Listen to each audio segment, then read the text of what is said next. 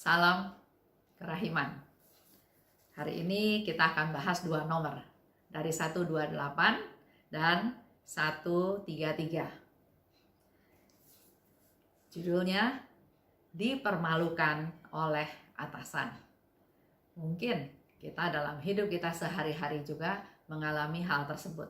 Dipermalukan oleh atasan, dipermalukan oleh keluarga, mungkin oleh saudara, oleh teman, bisa saja terjadi. Dan hari ini Suster Faustina mau bercerita bagaimana atau cerita tentang kejadiannya di mana dia dipermalukan oleh atasan. Demikianlah aku dihakimi dari segala penjuru. Dengan apa yang dilakukannya, apa yang dikatakannya, kita bisa tahu ya dari diary-nya Suster Faustina. Di sini Suster Faustina cerita, aku dihakimi dari segala penjuru. Tidak ada lagi suatu pun dalam diriku yang lolos dari penghakiman para suster. Kita bayangkan, jadi apapun yang dilakukan atau dikatakan oleh Suster Faustina salah. Dihakimi, dituduh, disalahkan. Dikatakan oleh Suster Faustina dari segala penjuru. Tetapi kini tampaknya semua sudah basi dan mereka mulai meninggalkan aku dalam damai. Itu yang suka saya sharingkan atau saya katakan ya. Kalau ada orang marah, orang ngata-ngatain kita, orang marah atau ya banyak hal ya, jangan kita balas. Jadi seperti tepuk tangan. Kalau dia menepuk, tapi kalau kita tidak balas, lama-lama tenaganya hilang. Tapi sebaliknya, kalau dia ngomel, dia marah, kita seperti tepuk tangan, maka dia terus akan memperoleh tenaga untuk terus berkata-kata. Nah, di sini Suster Faustina bilang, walaupun dia dihakimi dari segala penjuru, tapi akhirnya sudah basi. Omongan itu dia abaikan. Dia tidak pedulikan, dan mereka mulai meninggalkan aku dalam damai. Suster Faustina walaupun diperlakukan sedemikian rupa, tapi dia selalu memelihara damai tersebut. Sehingga pada waktu suster itu pergi, tidak mengata-ngatai dia lagi, tidak menghakimi dia lagi. Suster Faustina katakan dia merasa damai. Jiwaku yang tersiksa telah menikmati sedikit istirahat. Memang gak enak ya, kalau dikatain, dituduh, disalahkan. Contoh ya, ada satu cerita di mana Suster Faustina sedang membersihkan kapel. Tiba-tiba ada pot jatuh. Sehingga isi pot tersebut otomatis bunganya dan tanahnya berserakan di altar. Pada waktu itu Suster Faustina nggak ada di sana. Tapi karena ada pot jatuh, maka dia berusaha membersihkan. Pada saat dia membersihkan, ada mudar masuk ke dalam kapel. Dan langsung menegur Suster Faustina, kenapa kerjanya mungkin gak beres, gak benar, kok sampai pot itu tersenggol dan jatuh dan pecah. Suster Faustina tidak lakukan itu. Itu perbuatan si jahat, itu perbuatan setan. Tapi mungkin juga Suster Faustina kalau bela diri pun gak bakalan dipercaya sama si mudar. Itu salah satu yang dialami oleh Suster Faustina. Jiwaku yang tersiksa telah menikmati sedikit istirahat. Disalahkan, dituduh, tapi akhirnya suster-suster itu mungkin bosan. Akhirnya pergi meninggalkan Suster Faustina, sehingga Suster Faustina merasa damai dan merasa sedikit istirahat. Dan aku menjadi tahu bahwa Tuhan telah sangat dekat denganku pada saat penganiayaan seperti itu. Bandingkan dengan kita. Kalau kita mengalami hal tersebut, dilecehkan, dihina, disalahpahami, dibuat rekayasa bahwa kita yang bersalah, dan kita nggak bisa bela diri, biasanya kita merasa, Tuhan, kok Tuhan nggak bantu saya? Tuhan ada nggak? Kok saya nggak merasa perlindungan Tuhan, saya nggak merasa pembelaan Tuhan. Itu yang biasa kita suka pikirkan ya. Tuhan, suami saya kok jahat sama saya, suka pukul saya. Kok Tuhan nggak lindungi saya? Kok Tuhan nggak sadarkan dia bahwa dia salah? Jadi komplainnya adalah lebih ke arah, Tuhan ada nggak? Tuhan hadir nggak? Tuhan tolong saya nggak? Tuhan perhatikan saya nggak? Tapi hari ini Suster Faustina sharing luar biasa. Dia katakan, dan aku menjadi tahu. Justru melalui peristiwa itu, dia menjadi tahu bahwa Tuhan telah sangat dekat denganku pada saat penganiayaan seperti itu. Mindsetnya berbeda, pemikirannya berbeda. Ayo kita belajar dari Suster Faustina. Justru pada saat dia mengalami segala macam tuduhan dan siksaan, tapi dia sadar bahwa pada saat itu Tuhan ada paling dekat dengan dia. Karena Tuhan Maha Rahim. Tuhan pasti peduli pada orang-orang yang menderita. Tapi ternyata ocehan atau tuduhan daripada para suster itu sifatnya hanya sementara, singkat, bukan pergi dan sudah selesai. Singkat dikatakan oleh Suster Faustina ya. Hanya berlangsung dalam waktu singkat. Akhirnya suatu badai besar menerpa lagi. Kini bagi mereka kecurigaan lama itu menjadi seolah-olah fakta nyata. Dan sekali lagi aku harus mendengar nyanyian-nyanyian usang yang sama. Jadi awalnya mungkin para suster ini baru menuduh, Faustina kamu males, gak mau kerja, makanya pura-pura sakit. Itu tuduhan. Terus diocehin seperti itu. Suster-suster pergi, tapi ternyata gak lama balik lagi. Bukan dengan tuduhan-tuduhan lagi, tapi sekarang justru sudah memastikan bahwa betul, saya sudah tidak menuduh kamu pura-pura sakit, tapi kamu betul-betul pura-pura sakit supaya gak kerja. Itu yang dialami oleh Suster Faustina. Tuhan agaknya menghendaki seperti itu. Dengan ada pembiaran, dengan ada peristiwa tersebut, Suster Faustina mengambil satu kesimpulan bahwa sepertinya memang Tuhan izinkan hal itu terjadi. Tapi cukup aneh. Kemudian aku mulai mengalami berbagai kegagalan. Jadi bukan hanya tuduhan yang dialami oleh Suster Faustina, tapi sudah sepertinya oleh suster-suster itu bukan lagi sesuatu yang menjadi tuduhan, tapi sudah menjadi bukti bahwa memang Faustina malas. Jadi dia pura-pura sakit supaya nggak usah disuruh kerja. Faustina merasa aneh karena selain tuduhan-tuduhan tersebut, dia sekarang mulai mengalami kegagalan. Juga secara lahiriah. Jadi mungkin dia punya tugas-tugas tertentu dalam hidupnya sehari-hari di biara, dan tugas-tugas itu pun dia gagal untuk menyelesaikannya. Ini menimpakan kepadaku banyak penderitaan dengan segala jenis yang hanya diketahui oleh Allah. Selain tuduhan, sudah terbukti sekarang tugas-tugasnya banyak yang gagal. Pasti para suster itu lebih menyalahkan dia, menuduh dia, berkomentar atau menyindir atau banyak hal yang dilakukan. Dan Suster Faustina katakan, banyak penderitaan yang dialami tapi hanya diketahui oleh Allah. Ya suster-suster yang lain nggak tahu apa yang dialami oleh Suster Faustina. Tapi aku berusaha sebaik-baiknya untuk melakukan segala sesuatu dengan maksud yang paling murni. Walaupun mengalami kegagalan, tapi dia tetap punya niat untuk melakukan dengan sebaik-baiknya.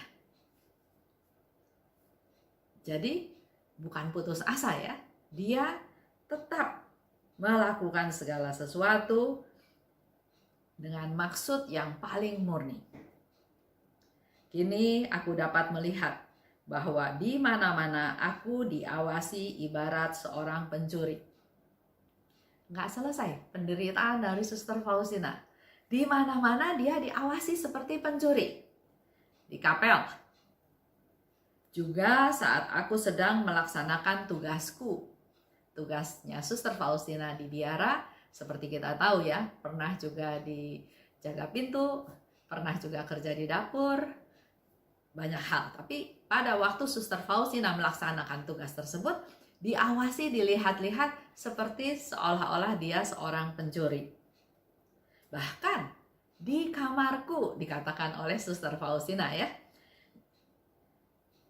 kini aku sadar bahwa di samping kehadiran Allah, aku juga selalu merasakan di dekatku kehadiran insan. Dan aku harus mengatakan bahwa lebih dari satu kali kehadiran insan ini sangat menggangguku. Kadang-kadang terjadi, aku bertanya-tanya apakah aku harus menanggalkan bajuku waktu mandi atau tidak. Karena diawasi terus ya. Di kapel katanya, di tempat kerja, bahkan di kamarnya juga. Jadi dia sekarang bingung, apakah aku perlu menanggalkan bajuku atau enggak, karena terus diawasi. Sungguh, bahkan tempat tidurku yang sederhana itu banyak kali diperiksa. Mungkin diangkat kasurnya, bantalnya, mungkin spraynya dibuka ya, tapi itulah yang dialami oleh Suster Faustina, diperiksa. Ada apa ya? Karena diperlakukan sebagai pencuri. Jadi ada apa nih? Barang apa yang diambil oleh Suster Faustina? Jadi diawasi sedemikian rupa. Lebih dari satu kali aku tertawa geli ketika aku tahu bahwa mereka bahkan tidak membiarkan tempat tidurku tidak terjaga. Jadi tempat tidurnya dilihatin terus. Salah seorang suster memberitahu aku bahwa ia sendiri datang untuk mengawasiku di dalam kamarku setiap petang untuk melihat bagaimana tingkah lakuku dalam kamar. Karena memang banyak yang menyangka Suster Faustina ini ada sedikit mengalami gangguan, sinting. Dia bilang Yesus akan jadikan dia santa, Yesus minta dia buat kongregasi baru, Yesus minta harus melukis gambar yang Suster Faustina lihat. Jadi ada banyak hal yang menimbulkan kecurigaan, ketidakpercayaan dari suster-suster dalam biara tersebut. Tapi para superior tetap superior. Meskipun secara pribadi mereka merendahkan aku dan kadang-kadang memenuhi aku dengan segala macam keraguan-raguan, mereka selalu mengizinkan aku melakukan apa yang diminta Tuhan. Memang tidak selalu dengan cara yang aku minta, tetapi dalam beberapa cara yang berbeda. Mereka memenuhi tuntutan-tuntutan Tuhan dan memberiku izin untuk semua kurban serta mati raga yang diminta Tuhan dariku. Dalam kesusahan, dalam penderitaan, dalam ketidakpercayaan para muda, tapi dia tetap bisa bersyukur. Itulah kerendahan hati dari Suster Faustina. Dia bersyukur karena dia dikasih izin untuk semua kurban serta mati raga. Begitu pula dengan kita. Kita juga perlu tetap melihat di tengah penderitaan pasti ada hal-hal yang bisa disyukuri. Kita lihat diri kita masing-masing, jangan fokus pada penderitaan, jangan fokus pada kesusahan, tapi apa yang bisa disyukuri. Contoh ya, saya pernah kerja di satu perusahaan sebagai komisaris. Pemiliknya ya mungkin curiga ya, atau saya juga tidak ngerti ya. Tapi pemiliknya pesan kepada manajer finance, coba periksa dalam pengeluaran dalam perusahaan, dalam pengeluaran ada nggak pengeluaran pribadi saya sebagai komisaris dan juga direktur saya, direktur utama. Karena memang ownernya tidak in charge, tidak hari-hari ada di sana. Jadi perusahaan ini dijalankan oleh direktur utamanya dan saya sebagai komisaris utamanya. Buat saya nggak masalah. Tapi buat Dirut, dia menjadi sesuatu yang, Bu Esther, nggak benar ini. Kalau owner udah nggak percaya sama kita, ngapain kita kerja di sini? Dia sembunyi-sembunyi bertanya kepada manajer finance accounting untuk periksa, cek apakah ada pengeluaran pribadi yang tidak diperbolehkan, di mana dana tersebut dipakai baik oleh direktur utama atau mungkin oleh saya. Ya kalau saya menanggapinya ya santai aja. Pertama, saya nggak perlu takut karena saya tidak pernah mengeluarkan uang untuk kepentingan pribadi di dalam perusahaan tersebut. Walaupun memang saya dan direktur punya kewenangan untuk tanda tangan cek dan giro untuk mengeluarkan dana-dana tersebut. Jadi buat saya katakan ya wajar aja kalau dia mau ngecek karena memang dia tidak day to day di perusahaan. Tapi si direktur merasa tersinggung, tidak dipercaya. Buat apa saya kerja di sini? Terus saya hibur, nggak apa-apa Pak. Pada saat nanti terbukti tidak ada pengeluaran-pengeluaran yang diragukan atau yang dicurigai oleh pimpinan, poin kita naik. Dia akan dalam tanda kutip malu karena menuduh kita atau mencurigai kita. Dan memang setelah diperiksa nggak ada. Baik saya dan dia pun tidak ada memakai uang perusahaan untuk kepentingan pribadi. Karena memang kita berdua yang tanda tangan ya. Saya juga yakin 100% si direktur tidak pakai uang perusahaan untuk kepentingan dia pribadi. Setelah itu tetap ada luka batin dari direktur atas ketidakpercayaan si owner. Tapi buat saya ini menjadi nilai positif. Saya tidak usah menunjukkan siapa saya tidak usah kasih tahu performance saya, tapi dengan tindakan si owner tersebut menjadi satu hal yang positif buat saya bahwa dia harusnya menilai saya makin positif. Itu yang terjadi dalam hidup kita sehari-hari. Jadi melalui suatu peristiwa tidak enak, tapi tetap akan ada nilai positifnya. Lanjut ya, nomor 133. Pada suatu hari, salah seorang muda yang sudah lanjut usia memanggilku. Seolah-olah halilintar di siang bolong menyambar kepalaku sedemikian dahsyat, sehingga aku bahkan tidak dapat mengerti apa yang sedang ia katakan. Tetapi tidak lama kemudian aku mengerti bahwa yang ia lontarkan itu berkaitan dengan suatu masalah yang sama sekali tidak bergantung dari aku. Ia berkata kepadaku, "Suster, buanglah dari kepalamu gagasan bahwa Tuhan Yesus mau bersatu dengan cara yang sedemikian mesra dengan seonggok ketidaksempurnaan yang memprihatinkan seperti kamu. Ingatlah bahwa hanya dengan jiwa-jiwa kuduslah Tuhan Yesus bergaul seperti itu." Aku mengakui bahwa ia benar, sebab aku ini memang seorang malang. Tetapi aku masih percaya akan kerahiman Allah. Ketika aku berjumpa dengan Tuhan, aku merendahkan diri dan berkata, "Yesus, tampaknya engkau tidak bersatu erat dengan orang yang sedemikian malang seperti aku." Yesus katakan, "Tenanglah putriku, persis lewat kepapaan seperti itu, aku ingin menunjukkan kuasa kerahimanku." Aku memahami bahwa muda ini hanya ingin merendahkan aku. Jadi apa yang dikatakan oleh muda bisa banyak sebabnya, bisa banyak akibatnya. Tapi yang perlu kita tahu, Tuhan ada bersama saya, Tuhan sayang sama saya. Jadi jangan mengambil kata-kata orang untuk menyusahkan diri sendiri. Dia boleh berkata apapun, bahkan di sini dikatakan Buang gagasanmu bahwa Tuhan Yesus bersatu dengan cara demikian mesra dengan seonggok ketidaksempurnaan yang memprihatinkan seperti kamu. Kasar sekali ya. Tidak mungkin bersatu dengan seonggok ketidaksempurnaan yang memprihatinkan seperti kamu. Dia direndahkan, dia dihina, dia dilecehkan.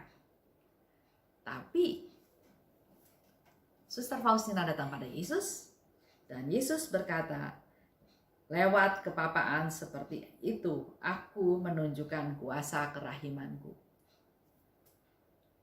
Ini boleh menjadi satu pengalaman buat kita semua. Kalau kita direndahkan, kalau kita dilecehkan, atau ya dituduh yang hal-hal yang nggak betul, jangan marah, jangan sakit hati, terima, bawa persembahkan pada Yesus. Biar Yesus yang semakin bisa lihat proses kerendahan hati yang kita alami. Terima kasih. Salam kerahiman.